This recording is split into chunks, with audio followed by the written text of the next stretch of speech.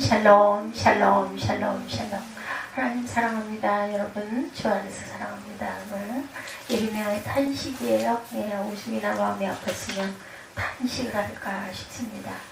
오늘 예레미야 12장 예레미야 선지자가 하나님께서 악인들이 멸망당하지 않고 오히려 그들의 삶이 형통한 이유를 묻고 있습니다.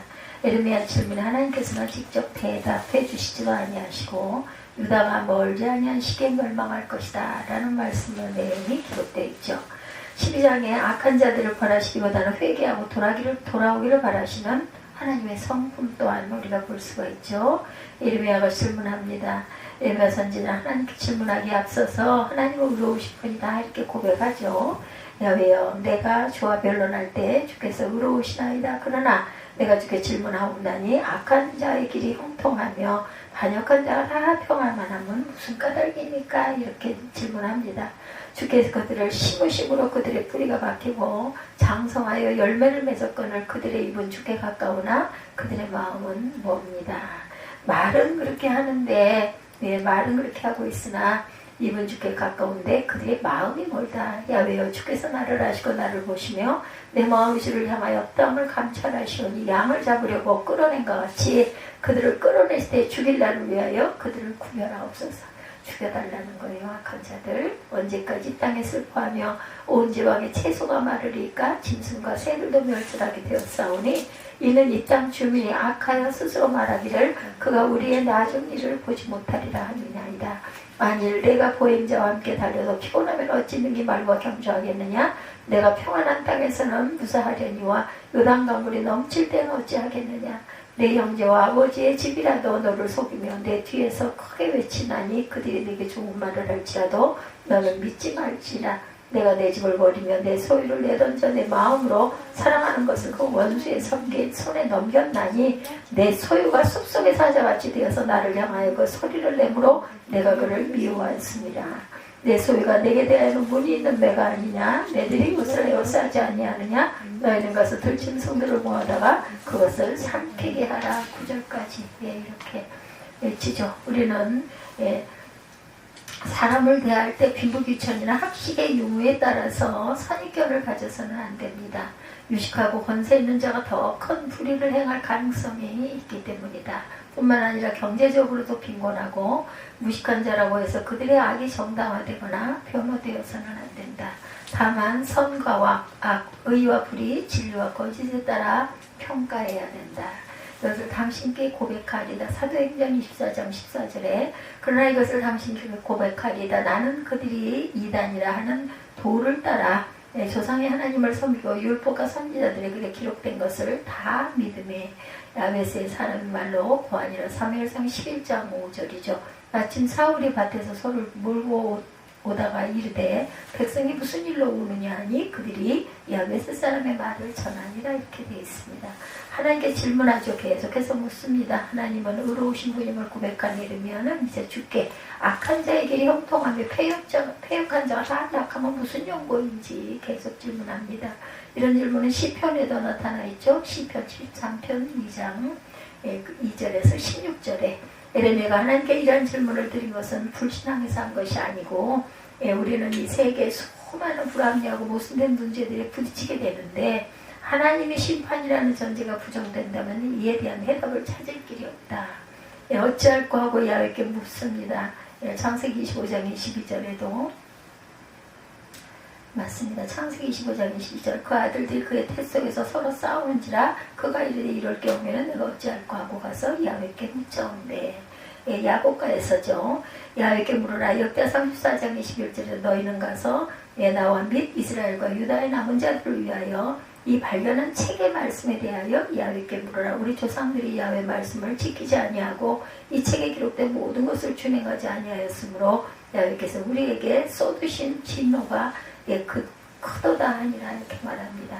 악인들의 심판을 원하는 예레미야죠. 예레미야는 하나님께서 자신의 마음을 감찰하시고 악인들을 심판하여 달라 이렇게 원합니다. 의인은 언제나 악한 자에게 분노를 일으켜요. 이러한 분노는 죄가 아니라 의분이다. 그러므로 진정한 그리스도인은 세상의 비리와 죄악에 대해 분노를 느낄 수 있어야 합니다. 만약 우리의 주위에 수많은 악이 자행되고 있음에도 아무런 분노를 느끼지 않는다면, 오히려 그 죄악을 도와주고 동참한다면 그는 진실한 신앙인이라고 볼 수가 없죠. 내가 원하나니, 욥기 6장 8절, 나의 간구를 누가 들어줄 것이며 나의 소원을 하나님이 허락하시랴. 하나님을 아는 것을 원하노라. 호세아 6장 6절입니다. 나는 인애를 원하고 제사를 원하지 아니하며 번제보다 하나님을 아는 것을 원하노라. 하나님의 응답입니다. 하나님을 격려하신 하나님이시죠. 거기에 하나님의 응답하세요.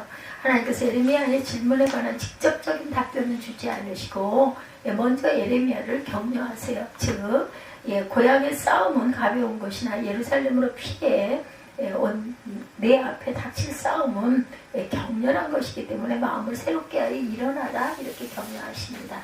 하나님께서 당신의 뜻을 우리에게 보이시며 아울러 그 뜻을 행하는 힘을 우리에게 늘 주시죠. 하나님께서 그리스도인에게 사명을 주실 때 반드시 그 사명을 이행할 수 있는 힘도 함께 주신다. 하나님께서는 환상을 보내시며 동시에 힘도 보내세요. 우리들 어떠한 사명을 하나님께로부터 받을 때 그 말을 감당할 모든 힘도 주신다는 것을 우리가 확신해야 한다. 보낸 이들에게 대답하게 하랴. 요한복음 1장 20절입니다. 또 말하되 누구냐? 우리를 보낸 이들에게 대답하게 하라. 너는 내게 대하여 무엇이라 하느냐? 하나님의 음성으로 대답하셨어요. 출애굽 19장 19절에 나팔 소리가 점점 커질 때 모세가 말한 즉 하나님의 음성으로 대답하시더라. 모세가 하나님의 음성을 들은 거죠. 대적의 손에 우리를 붙이세요. 하나님께서 당신께서 사랑하시는 집과 산업을 버려 대적들의 손에 붙였다. 여기서 집과 산업은 하나님의 성령과 유다 땅과 유다 민족을 가리킵니다. 형벌을 원하는 사람은 아무도 없어요. 심지어 중한 범죄로 인하여 극형을 피할 수 없는 사람조차도 형벌이 면제되기를 원합니다. 그러나 본인이 원한다고 형벌이 면제되지는 않죠. 하나님은 사랑하는 자가 백성일지라도 범죄하면 형벌을 내리신다. 왕의 손에 붙이사 말씀하죠. 다니엘 2장 38절에도 사람들과 들짐승과 공중의 새들 어느 곳에 있는 것을 막론하고 그것을 왕의 손에 넘기사 다 다스리게 하셨으니 왕은 곧 그 금원인이다, 이렇게 말합니다. 이 땅을 그 손에 붙였노라. 사사기 1장 2절입니다. 여호와께서 이르시되 유다가 올라가니라. 보라 내가 이 땅을 그의 손에 넘겨주었노라 하시니라. 수치를 당할 것이다. 하나님께서는 범죄한 유다 백성들이 바벨론의 침략을 받아 멸망케 되고 포도원이 회파되며 낙토가 황무지로 변할 것이다. 유다 백성들은 야훼 진노로 수치를 당하게 되고 이처럼 죄는 무서운 결과를 초래한다. 죄를 범한 삼손은 소경이 되어 노줄에 얽매여 맷돌을 굴리는 수치스러운 모습으로 전략해버리고 말죠. 죄가 올 때는 달콤하게 와도 그 결과는 독을 품습니다. 하나님께서 삼손을 떠나셨을 때 그는 곧 적의 먹이가 되었죠. 저희를 수치를 당케 하소서. 시편 119편 78절이야. 교만한 자들이 거짓으로 나를 엎드러뜨렸으니 그들이 수치를 당하게 하소서. 나는 주의 법도들을 작소리로 읊조리리이다 말합니다. 하나님을 경외하면 어떻게 돼요? 구원을 얻어요. 악한 그 이웃도 벌하시는 하나님, 하나님께서 자기 백성에게 주신 산업을 사치게 하는 악을 행한 이웃들도 땅에서 뽑아버리겠다. 여기서 악한 이웃을 이스라엘 주변에 살고 있던 모압과 암몬과 에돔 족속들을 가리킵니다. 민수기 21장 또한 24절 민수기 21장 1절에 증거합니다. 이스라엘이 칼날로 그들을 쳐서 무찌르고 땅을 아르논으로부터 야복까지 점령하여 암몬 자손에게까지 미치니 암몬 자손이 검게는 경고하더라. 22장 1절입니다. 민수기 22장 1절 이스라엘 자손이 온 길을 떠나 또 길을 떠나 모압 평지에 진을 쳤으나 요단 건너편 곧 여리고 맞은편이더라. 우리는 이 말씀을 통해서 악에 동조해서는 안 된다는 것을 알게 되죠. 범죄하는 그 영혼인 죽으리라. 에스겔 18장 4절입니다. 모든 영혼이 다 내게 속한지라 아버지의 영혼이 내게 속한 것이 그의 아들의 영혼도 내게 속하였나니 범죄하는 그 영혼은 다 죽으리라. 번성할수록 범죄합니다. 호세아 4장 7절 그들은 번성할수록 내게 반역하나니 내가 그들의 영화를 변하여 욕이 되게 하리라.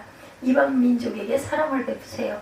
하나님께서 유다 백성들이 하나님을 섬기도록 하시기 위해서 이방 민족에 사랑을 베푸십니다. 그러나 여기서 한 가지 조건은 이방인들이 하나님의 율법을 받아들이고 순종해야 하는 것. 하나님의 인자와 관련하여 우리가 할 수 있는 말의 전부는 크고 영원하나이다 이것뿐이죠. 우리는 그 분량이나 크기, 길이 등에 대한 구체적인 지식들을 가지고 있지 못하므로 다만 이렇게 말할 수밖에 없다. 인자를 천대까지 베푸십니다. 출애굽기 34장 7절에 인자를 천대까지 베풀며 약과 과실과 죄를 용서하리라. 그러나 벌을 면하지는 아니하고 아버지의 악행을 자손 3, 4대까지 보응하리라. 의인은 은혜를 베풀고 줍니다. 시편 37편 21절에 악인은 꾸고 갚지 아니하나 의인은 은혜를 베풀고 주는도다. 구원에는 차별이 없어요. 이방인들 자신의 죄를 회개하고 하나님을 섬기면 구원을 받죠. 즉 하나님의 구원에는 차별이 없다. 우리 9절까지 읽었어요. 10절에 많은 목자가 내 포도원을 헐며 내 몫을 짓밟아 내가 기뻐하는 땅을 황무지로 만들었도다. 그들이 이를 황폐하게 하였으므로 황무지가 나를 향하여 슬퍼하는도다. 온 땅이 황폐함은 이를 마음에 두는 자가 없음이로다. 파괴하는 자들이 광야의 모든 벗은 산에 이르렀고 야외 칼이 땅 이 끝에서 저 끝까지 삼키니 모든 육체가 평안하지 못하도다. 무리가 밀을 심어도 가시를 붙이며 수고하여도 소득이 없은즉 그 소산으로 말미암아 스스로 수치를 당하리니 이는 야훼의 분노로 말미암음이니라.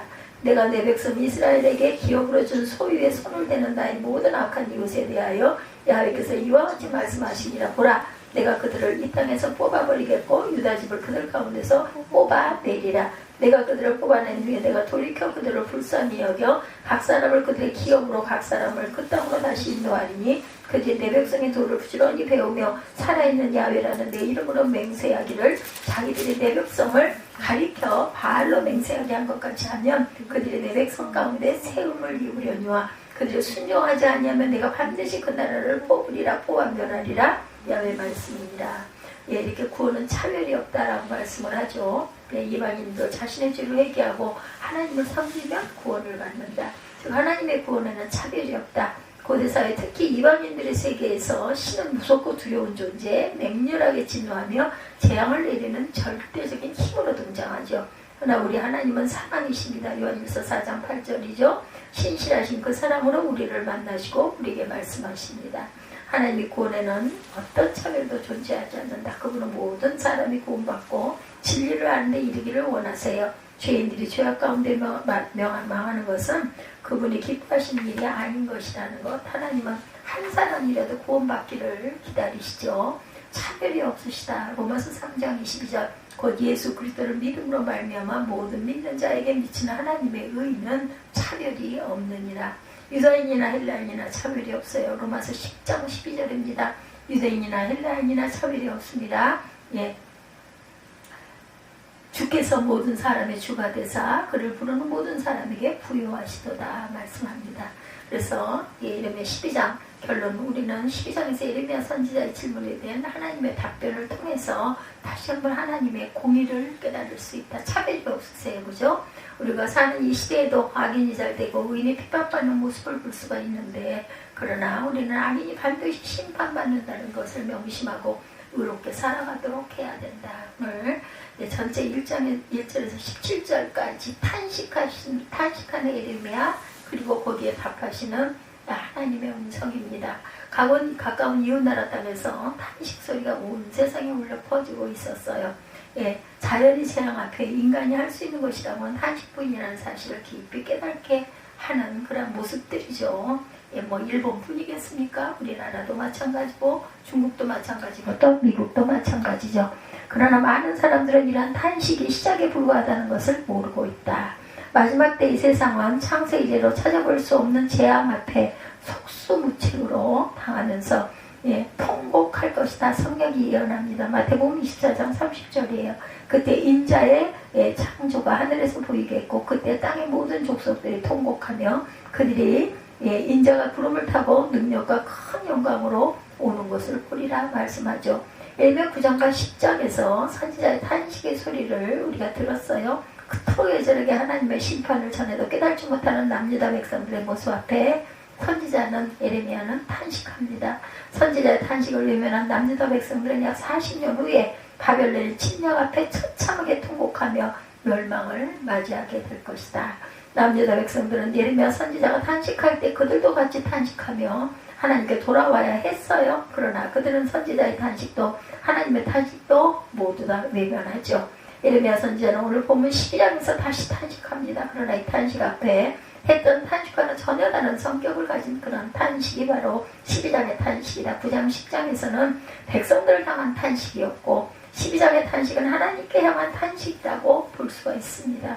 여러분 어떤 탄식을 하고 계십니까? 여러분들 일본의 재앙을 보면서 어떤 마음을 가지고 또 여러가지 징조들, 세계적인 여러가지 징조, 전쟁, 기근 이런 것들을 보면서 어떤 마음을 가지십니까? 하나님의 심판 앞에 탄식하는 자들이 되지 말고 이제라도 그리스도의 사랑 앞에 우리가 마음을 녹이고 하나님께 돌아서는 그런 깨달음들이 있어야 되겠죠. 성도가 앞에 나와 마음을 찢는 애통함을 가지고 살아가는 저와 여러분들이 되시기를 주님의 이름으로 축복합니다. 그리고 더 나아갈 수만 있다면 에리야미야 선지자 같은 마음을 가지고 이 시대를 바라보고 하나님 앞에 탄식하며 애통해야 하는 저와 여러분들이 되시기를 주님의 이름으로 축복합니다. 첫 번째 선지자의 탄식입니다. 예레미야 선지자는 자신의 고향 아나돗 사람들이 자신을 죽이려는 음모를 꾸미고 있는 사실 앞에 마음에 큰 상처를 받았어요. 예레미야는 자신의 내면 속에 감춰진 감정을 하나님 앞에 숨김없이 보이죠. 예레미야 선지자의 마음속에 감춰진 탄식은 과연 무엇이었을까? 왜 악한 자들의 형통한 삶을 살고 있느냐는 거예요. 그렇죠? 하나님의 의로우신 분인데 하나님의 의로움과 모순되는 일들이 그 도처에서 일어나고 있는 현실 앞에서 선지자는 이해할 수가 없어요. 하나님 말씀을 선포하는 자신에게 살해와 음모와 갖가지 핍박이 뒤따르는 반면에 자신을 죽이려는 악한 자들은 형통한 삶을 누리고 있는 까닭은 과연 무엇인가? 과연 이것이 의로우신 하나님께서 통치하고 있는 세상에서 가능한 일인지를 선지자는 하나님께 묻고 있죠. 예레미야 선지자처럼 탄식하는 마음을 가져보지 않으셨는지, 악한 자들이 형통함을 보고 무엇을 생각하셨는지, 하나님은 정말 살아계실까? 의문을 가져보신 적은 없으신지요. 근데 더 문제가 되는 것은 그런 악한 형통과 본성이 하나님의 허락하시 않았다면 가능할 수 없다는 거예요. 2절을 보면 뭐라고 말씀하고 있어요? 2절 보죠. 주께서 그들을 심으심으로 그들의 뿌리가 바뀌고 장성하여 열매를 맺었거늘 그들의 입은 주께 가까우나 그들의 마음은 멉니다. 이렇게 고백하고 있어요. 입은 주께 가까이 있고 마음은 멀리 있는 자들이다. 다시 말해서 그들도 하나님 앞에 나와서 입으로 찬양하고 입으로 주여 주여 하며 아멘 아멘 하며 예배를 드리고 종교적 모임을 갖추고 있다. 그런데 이런 자들은 하나님이 심으시고 자라게 하셨다는 거죠. 예레미야의 갈등이 바로 여기 있습니다. 의로우신 하나님이 어떻게 이러실 수가 있느냐 하는 것이 예레미야 선지자의 탄식이에요. 저와 여러분 안에 이런 탄식이 과연 없으십니까? 아니면 간간히 이런 탄식을 하십니까?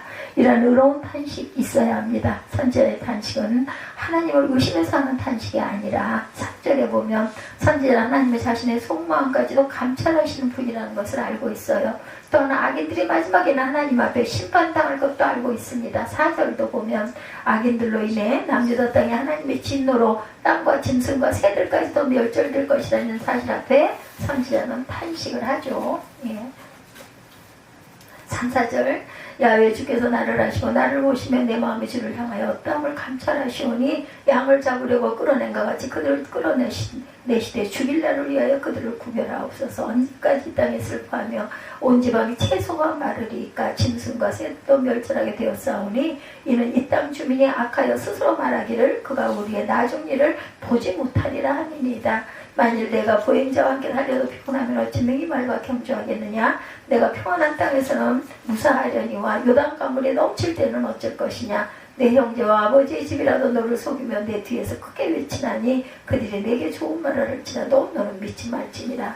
내가 내 집을 원이면 내 소유를 내던져 내 마음으로 사랑하는 것을 그 원수의 손에 넘겼나니 내 소유가 숲속의 사자같이 되어 나를 향하여 그 소리를 내므로 내가 그를 미워하였습니다. 8절까지 이렇게 말하고 있죠. 더욱 안타까운 것, 악인들은 선지자가 자신들의 나중을 보지 못하고 죽을 것이다 라고 떠들고 있다는 거. 오늘날 이 시대의 타락을 보면서 여러분 어떤 탄식을 하고 계십니까? 악인들의 형통함을 보고 또는 어떤 생각을 하고 계십니까? 강건도 불 보듯 보고 있지는 않은지, 나만 예수 잘 믿고 잘 사는 듯이 하면서 신앙생활을 하고 있지는 않은지, 악한 자들의 형통함을 보고 하나님 앞에 얼마나 다치게 보았는지 우리 마음을 살펴보십시다. 악한 자들의 형통함을 보고 하나님 앞에 탄식하기보다는 사람들 앞에 비판대로 서 있지는 않았는지 또한 살펴봅니다. 예레미야 선지자의 탄식은 하나님의 의로우심이 백성에게 전달되지 못하는 안타까움에서 나온 탄식이었어요. 오늘날 이 시대에 믿는 자들도 선지자의 마음처럼 의로움은 사라지고 있는 이 시대를 바라보고 하나님 앞에 탄식해야 할 것입니다. 악한 자들의 심판은 정해져 있는 것이지만 더 이상 그 악한 자들로 인해 미혹되는 자들이 없도록 우리는 하나님 앞에 간구하고 탄식해야 되겠죠. 하나님은 마지막 때에 악한 거짓 선지자들이 많이 나올 것이라고 말씀하시죠. 마태복음 24장 14절이죠. 거짓 그리스도들과 거짓 선지자들이 일어날 큰 표적과 기사를 보여 할 수만 있으면 택하신 자들을 미혹하리라. 보라 내가 너희에게 미리 말하였노라. 이렇게 말씀하세요. 마태복음 24장 14절. 성경에 이렇게 예언하고 있다 해서 하나님의 의로운 마음을 가진 자들을 방관하고 계시지는 안 된다. 예수 그리스도의 십자가의 피로 내 죄가 사함받고 예수의 의를 믿는 마음을 가지고 있다면 이 시대를 바라보고 하나님께서 통해하는 자들이 되어야 할 거라.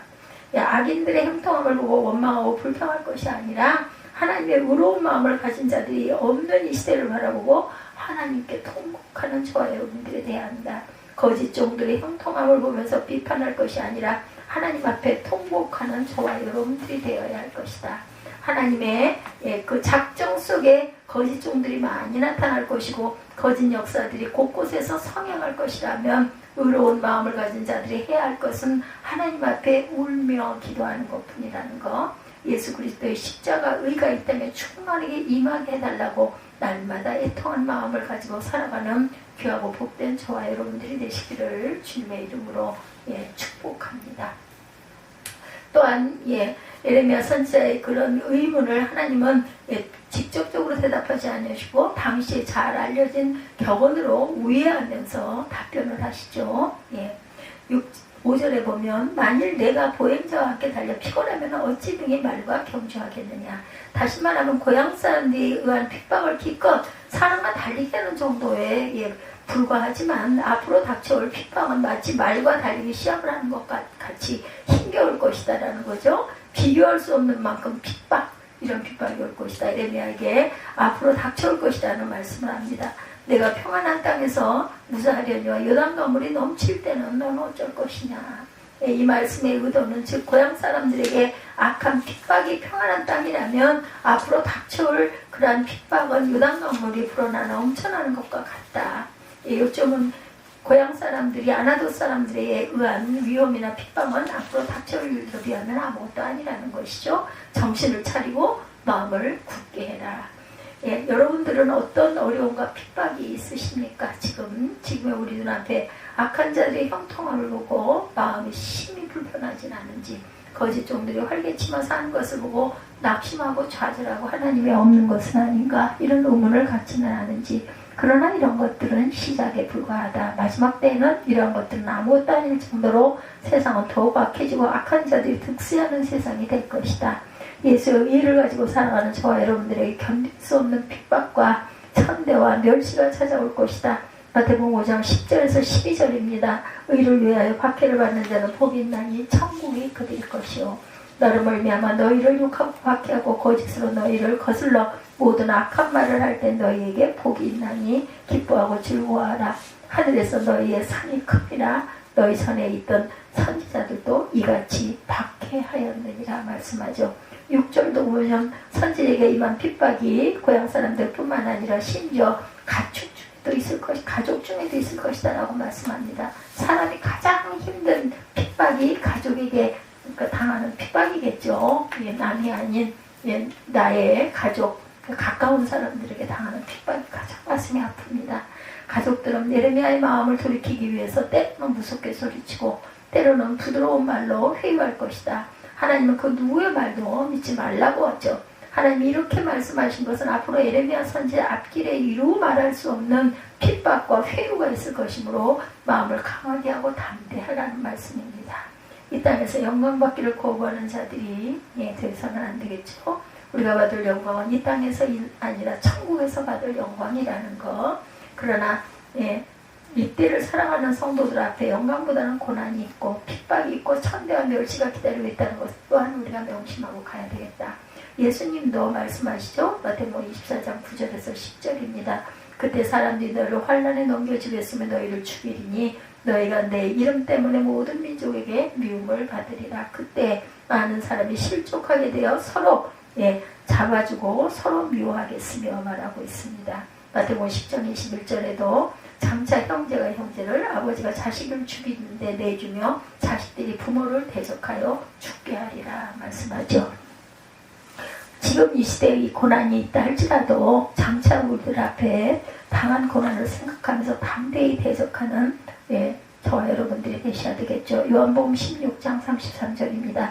세상에서 너희가 환난을 당하나 담대하라. 내가 세상을 이기었노라. 어떤 고난 속에서도 그리스도를 붙잡고 담대한 자들이 되어야 되겠다.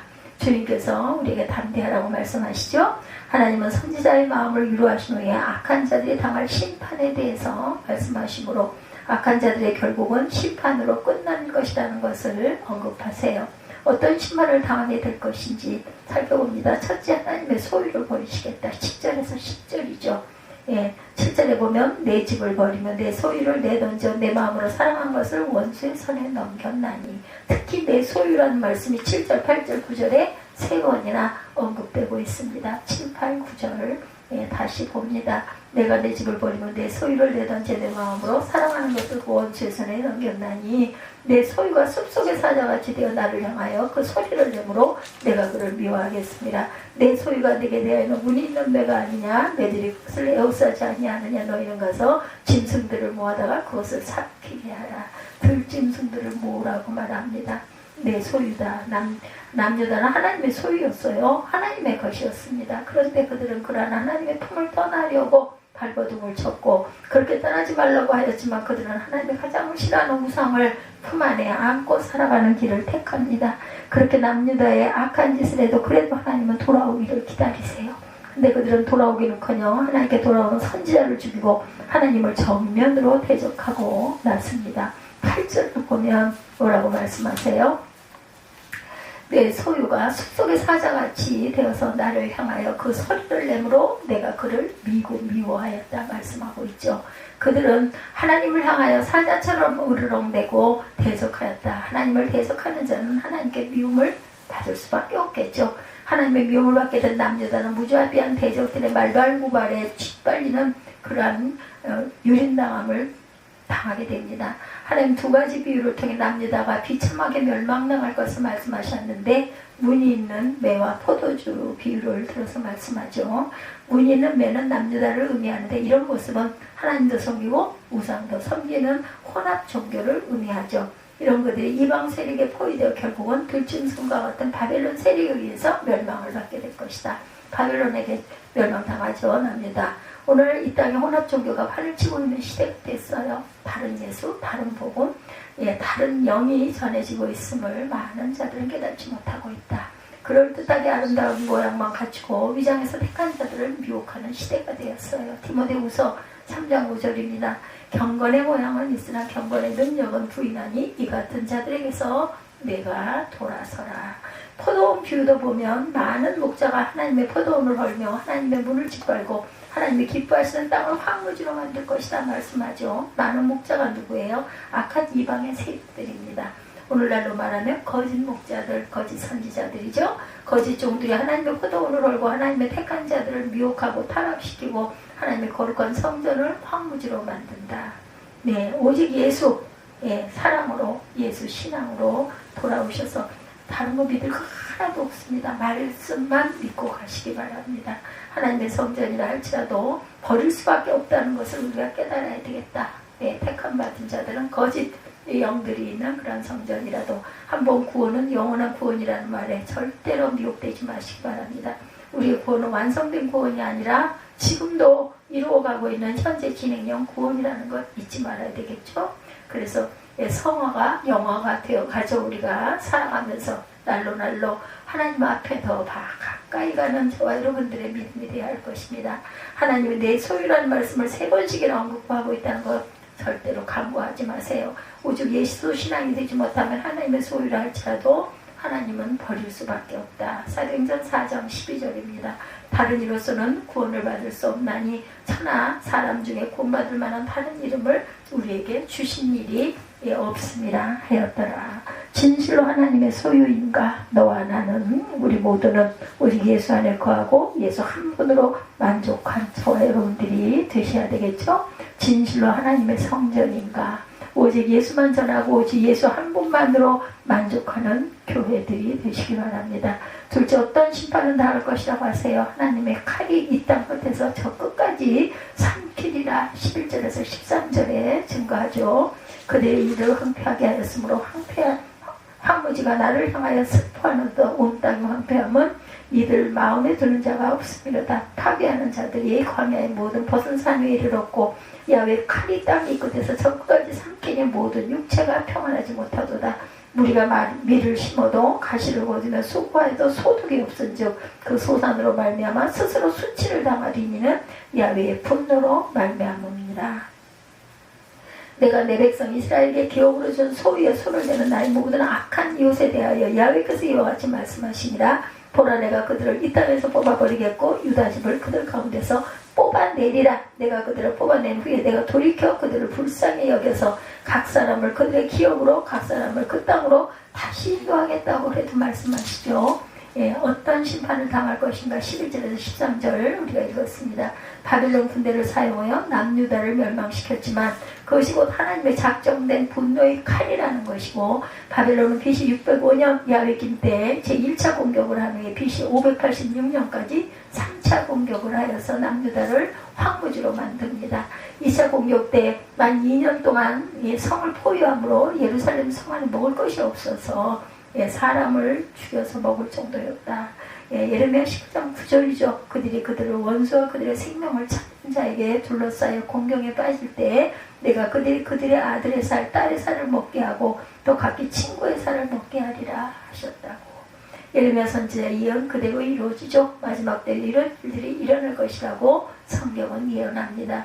남유다가 하나님의 작정된 심판 속에 있었던 것처럼 세상도 이미 하나님의 작정된 심판 속에 있다는 것을 깨달아야 할 것이다. 살기 좋은 세상이 언제까지 될 것이라고 생각해요? 예수님은 마지막 때에 천체의 기근과 지진이 이룰 것이다. 마태복음 14장 7, 8절입니다. 민족이 민족을 나라가 나라를 대적하며 일어나겠고 곳곳에 기근과 지진이 있으니 모든 것은 재난의 시작이니라. 계시록에는 7년 대환란이 시작되고 셋째 인이 떼어질 때 극심한 기근이 올 것이다 라고 말합니다. 계시록 6장 5, 6절이죠. 셋째 인을 떼실 때 내가 들으니 셋째 생물이 말하되 오라 하기로 내가 보니 검은 말이 나오는데 그 탄 자가 손에 저울을 가졌더라. 내가 내 생물 사이로 나는 듯한 음성을 들으니 이제 한 데나리온의 미란데요 한 데나리온의 보리 석배로다. 또 감람녀 포도주는 해치지 말라 하더라 이렇게 말씀하고 있어요. 곡식을 사는데 한 데나리온의 미란데에 살 수밖에 없고 한 데나리온의 보라 석배뿐이 살 수 없다는 거예요. 미란데는 하루 한 사람의 식량이라고 그러죠. 한 데나리온은 로마 화폐 단위로 노동자의 하루 품삯입니다. 즉 하루 벌어서 미란데나 보리 석배뿐이 살 수 없다며 가족이 많은 집은 어떻게 되겠는가? 굶어서 극심한 기근을 당하겠죠. 그러나 믿는 자들은 두려워하지 말아야 될 것이다. 6절에서 감람녀 포도주는 해치지 말라. 감람녀 포도주를 인격화시키고 있습니다. 즉 하나님의 택한 자들 받은 자들을 의미합니다. 택함 받은 자들, 감람류는 성령을 뜻하고 성령으로 거듭난 자들을 의미하며 포도주는 예수님의 피를 의미하는데 예수의 피로 죄사함 받은 자들은 예수님이 보호하여 주실 것이다. 하나님이 칼이 이 땅 이 끝에서 저 끝까지 심판을 내리실 때 하나님께 미움받는 자들이 되지 않기를 간절히 축복합니다. 오직 예수 안에서 하나님의 사랑과 보호를 받고 마지막 때를 보내는 귀하고 복된 저와 여러분들이 되시기를 주님의 이름으로 축복합니다. 세 번째, 이방인들에 대한 심판이 나오죠. 남유다를 멸망시킨다라는 심판을 받게 될 것이다. 보라, 내가 그들을 그 땅에서 뽑아버리겠고 유다 집을 그들 가운데서 뽑아낼 것이다. 바벨론 세력들은 하나님의 택한 나라 남유다를 너무나도 무참하게 짓밟아요. 무지한 바벨론은 자신들이 하나님의 도구로 사용되고 있다는 것을 깨달지 못하고 자신의 능력으로 남유다를 멸망시킨 줄 알죠. 하나님은 남유다 바벨론에서 70년 동안 포로 생활하며 회복시키시기로 계획하고 있었죠. 사도행전 25장 11, 2절입니다. 이 모든 땅이 폐허가 되어 놀랄 일이 될 것이며 이 민족들은 70년 동안 바벨론의 왕을 섬기리라. 여호와의 말씀이니라. 70년이 끝나면 내가 바벨론의 왕과 그의 나라와 갈대아인의 땅을 그 죄악으로 말미암아 벌하여 영원히 폐허가 되게 하되 말씀합니다. 하나님의 말씀대로 70년이 되었을 때 하나님은 바사 고레스 왕을 통해서 바벨론을 멸망시키게 하고 이스라엘 백성들을 본국으로 돌아오도록 해방을 시키죠.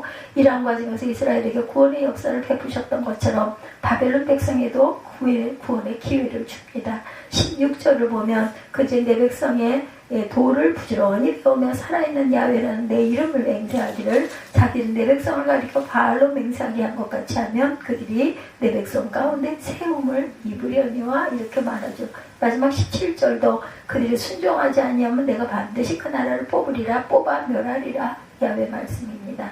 남유다가 하나님께 버림받게 된 것은 무엇 때문이라고요? 우리가 언약이라는 말씀의 은혜를 나눴는데 하나님의 택함을 받은 이스라엘 백성들이 하나님께 버림받은 것은 하나님의 약속의 말씀을 버렸기 때문에 하나님도 그들을 버릴 수밖에 없었다.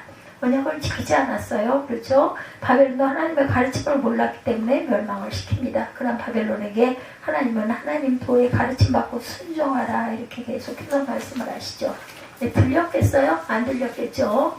귀가 막혔기 때문에 들을 수가 없습니다. 순종하지 아니하면 뽑아버릴 것이라고 말씀하죠. 그러나 바벨론은 순종하지 않습니다. 순종하지 아니하는 결과는 바벨론이 영원히 멸망받은 나라가 되고 말았다. 이스라엘 백성은 어땠어요? 70년 포로 생활 가운데 많은 것들을 깨달았을 거예요. 그런 가운데 그들에게 다니엘과 느헤미야와 에스라와 스룹바벨 같은 믿음의 사람들이 일어납니다.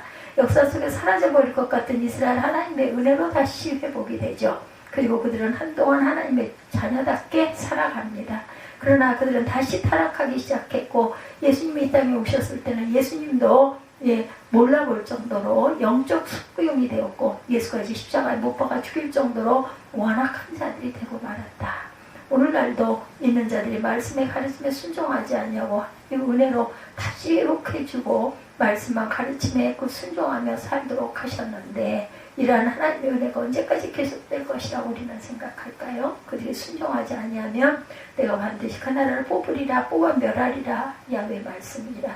그 순종의 시간이 나의 기준이 아니라 하나님의 주권 속에 있다는 것을 우리가 알아야 되겠죠? 그러므로 이 순종의 시간이 오늘 끝날 수도 있고 내일 끝날 수도 있다는 것.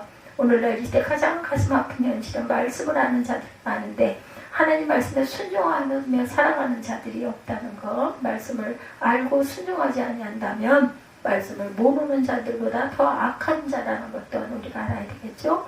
마태복음 7장 24절에서 27절입니다. 그러므로 누구든지 나의 이 말을 듣고 행하는 자는 그 집을 반석 위에 지은 지혜로운 사람 같으니 비가 내리고 장수가 나고 바람이 불어 그 집에 부딪히되 무너지지 아니하는 이는 주추를 반석 위에 놓은 까닭이요. 나의 이 말을 듣고 행하지 아니하는 자는 그 집을 모래 위에 지은 어리석은 사람 같으려니와 비가 내리고 창수가 나고 바람이 불어 그 집에 부딪힐 때 무너져서 무너짐이 심하리라. 반석 위에 지은 집 짓고 계시죠? 아니면 모래 위에 집을 짓고 있는 어리석은 일을 행하지는 않으신지. 하나님의 말씀 우리 영혼의 거대한 기둥과 같은 것이다. 그리스도의 십자가의 피로 죄사함 받았다면 반드시 죄사함 받은 영혼 속에 말씀을 짚고 가시는 저와 여러분들이 되시기 바랍니다. 디모데전서 4장 5절입니다. 하나님의 말씀과 기도로 거룩하여집니다. 에베소서 6장 13절에서 17절에도 하나님의 전신갑주를 취하라고 하시면서 여섯 가지 말씀을 하셨어요. 즉 진리의 허리띠, 의의 흉배, 복음의 신, 믿음의 방패, 구원의 투구. 이 5가지 모두 다 방어용이지만 마지막 성령의 공격 무기죠. 그것을 깨달으시기 바랍니다. 말씀이 내 영혼 속에 충만할 때 그 어떤 거짓의 세력도 나를 미혹하지 못할 것이다. 또한 이 말씀이 나를 날마다 성화시켜가고 거룩한 자가 되어 하나님 마음을 갖게 함으로 이 시대를 바라보고 탄식하는 자가 될 것이다. 시편 119편 18절입니다. 내 눈을 열어서 주의 율법에서 놀라운 것을 보게 하소서. 고백하는 저와 여러분들이 되시기 바라요. 에스겔 9장 4절입니다. 야훼께서 이르시되 너는 예루살렘 성읍 중에 준행하여 그 가운데서 행하는 모든 가증한 일로 말미암아 탄식하며 우는 자의 이마에 표를 그리라 하시고, 하나님 말씀하신 탄식은요, 자신의 개인적인 슬픔 앞에 탄식하는 자들을 의미하는 것이 아니라 마지막 때 사람들은 개인적인 슬픔 때문에 탄식하며 통곡할 것이다. 그러나 하나님의 마음을 가지고 있는 자들의 탄식은 전혀 다른 탄식이다. 갈수록 악해져가는 시대를 바라보고 우리의 눈들이 물러지지 못할 망정 마음을 통한 마음을 가지고 살아가야 되겠다. 탄식하는 마음을 갖지 못하면 하나님 앞에 이마에 표를 받을 수 없다 그러죠. 7년 대환란에 들어갈 때 하나님은 자신의 종들과 택한 자들의 이마에 인을 치실 것이라고 말씀합니다. 에스겔 9장 6절에 늙은 자와 젊은 자와 처녀와 어린이와 여자를 다 죽이며 이마에 표 있는 자에게는 가까이 하지 말라 말씀하죠. 내 성소에서 시작할지니라 하시며 그의 성전 앞에 있는 늙은 자들로부터 시작하더라. 무슨 말씀이에요? 하나님의 성전에서부터 탄식하는 자들을 찾으시겠다는 거예요. 일본의 지진 피해로 많은 자들이 고통 당하고 슬픔을 당합니다. 도와주고 또한 안타까워해야 되겠죠. 그러나 더욱 우리가 탄식해야 할 것은 마지막 때 하나님의 심판을 모르고 살아가는 그 일본인들을 위해서, 이 땅의 민족들을 위해 하나님 앞에 탄식하는 저와 여러분들이 되어야겠다. 진실로 우리가 탄식해야 할 것은 고난당하는 자들과 슬픔당하는 자들과 함께 물어줄 거죠. 마지막 때 창세 이래로 찾아볼 수 없는 하나님의 진노 앞에 아무도 준비도 하지 않고 살아가는 자들을 위해서 하나님 앞에 통곡하고 우는 중보하는 저와 여러분들이 되셔야 할 것입니다.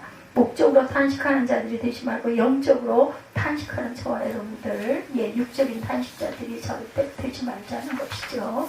그래서 마지막 때 에레미야 시대처럼 믿음의 사람들이 탄식의 소리를 외면하고 무시당할 것이라는 것, 마태복음 11장 17절에 증거합니다. 우리가 너희를 향하여 피를 불어도 너희가 춤추지 않고 우리가 슬피 울어도 너희가 가슴을 치지 아니하였다 한과 같도다. 그렇다 할지라도 하나님의 마음을 가진 저와 여러분들 해야 할 것은 하나님 앞에 탄식하는 것이다. 깨달지 못함을 안타까워하고 탄식해야 되겠죠. 에레미야 선지자처럼 하나님 앞에 탄식하는 저와 여러분들이 되시기를 주님의 이름으로 축복합니다.